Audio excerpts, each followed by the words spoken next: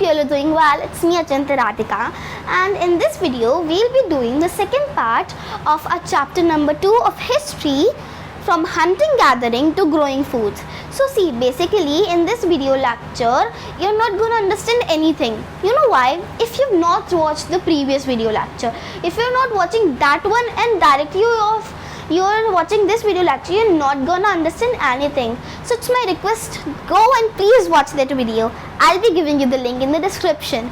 So what are we gonna learn in this video? So let's get started and see what are we gonna learn.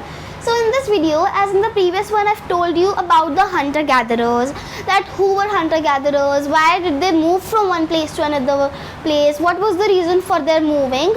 So in this video, we'll be seeing that how do we know about them. Like, we're talking about hunter-gatherers, but we are not knowing that how do we got to know about them. We were not at the time when the hunter-gatherers were there.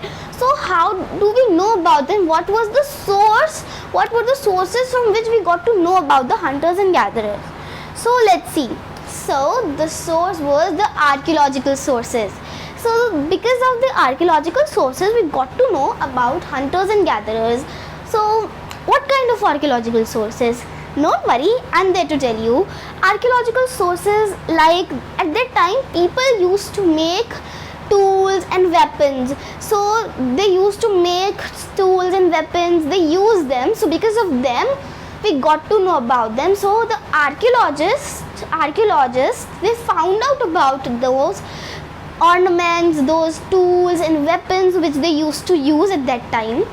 So what kind of tools and weapons they used to use? So the tools were made up of stone, wood and bones. Those tools, among all those tools, the stone tools, the tools which were made up of stones, survived the best. So what was the use of these stone tools? So use of the stone tools, let's see what's the use of these tools. So the stone tools were used to cut the animals, cut the meat, hunt the animals, cutting fruits and roots, cutting the bark, and they were used to make weapons. They used to make arrows, attaching the stone tool, attaching the stone in the front and bone, or a wood at the back, and using that as tools, weapons and spades and all, right? So this was how the stone tools were used.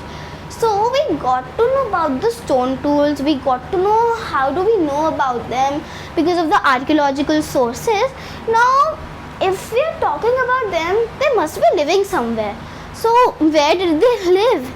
So where hunter-gatherers used to live? The question is, where hunter-gatherers used to live? So very interesting question, and it's really very interesting question. Let me answer you. See, from an example, let's understand this. Like, I'm living in my house. This is my house. What do I need to live in a house? I need a place to live in. I need food. I need water. So this same applies with the hunters and gatherers. Hunters and gatherers need a place to live in. They need water.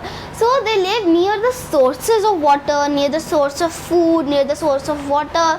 See, water is not gonna come to them. Like in today's time, we just open the tap and we are getting water. We're drinking the water. So this was not at that time. They need to go to the water. So they decided to live near the sources of the water, like the rivers and lakes and all, right? And they lived in a place where they would get water and food, enough source of water and food. And there was one more reason. You know what is it? The stone tools only, na? They used the stones for making the weapons and tools. So they needed good quality of stone. So they searched for a place where they would get a good quality of stone.